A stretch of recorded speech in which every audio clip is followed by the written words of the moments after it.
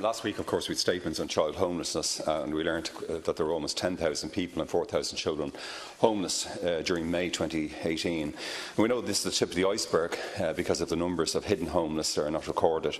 And as you know, Cathaoirleach, I repeatedly highlighted the situation in Dublin Bay North, the worst affected constituency in Ireland. But the sufferings of these citizens in homelessness and on housing lists constantly shows the necessity for decades past for legislation such as that proposed tonight by Deputy Mick Wallace.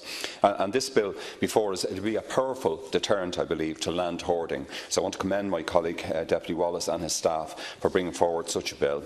And the Urban Regeneration Housing Bill, of course, was introduced on 21st of June and will amend Part 2 of the Urban Regeneration Housing Act 2015, which provides for the vacant site levy and related matter. And the levy, which is due to be charged on the 1st January 2019, was originally set at only 3%, but with a large number of loopholes to enable developers to either reduce the amount of levies owed or to appeal them completely. And I heard Deputy Wallace eloquently explain the farce of how appeals operate on Morning Ireland this morning. Section 11 of the Deputy's bill, of course, will increase the levy to 25% of the market value of the site, and it will remove the ridiculous exemptions that made a mockery of the levy in the first place. And 3 of the 4 grounds of appeal will be removed.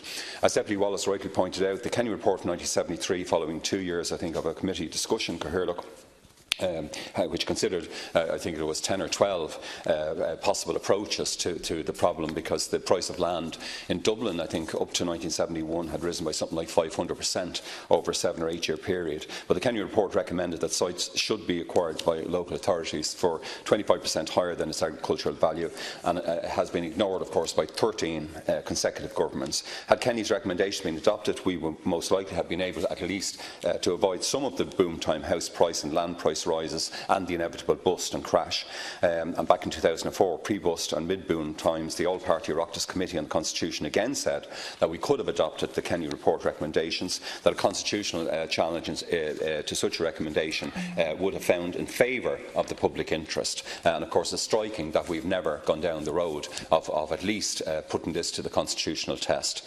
And it beggars belief, of course, that all these issues around land hoarding and stockpiling, they have been bedeviling our nation for more than 6 decades now, and still a refusal by government to actually address those matters. Yesterday we learned, of course, that only 6% of local authority-owned land is on their vacant site registers, meaning that Dublin City Council is due to find itself around €2 million.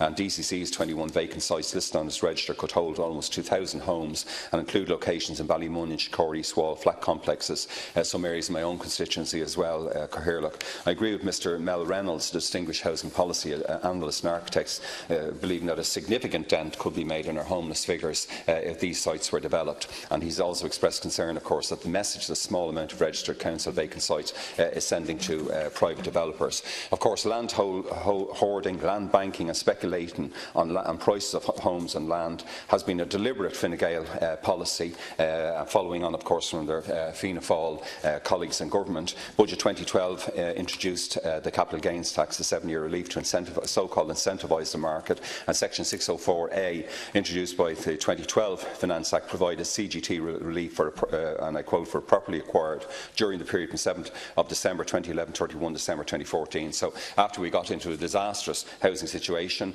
we then have the 2019 legislation. But as Tom Healy, Director of NERI, rightly said last year, and I quote, land continues to be the dominant factor of production and determining economic interests, and high finance and 3-bedroom semis have replaced Catalyst's significant commodity of interest. So I warmly commend my colleague's bill and hope the House will pass it.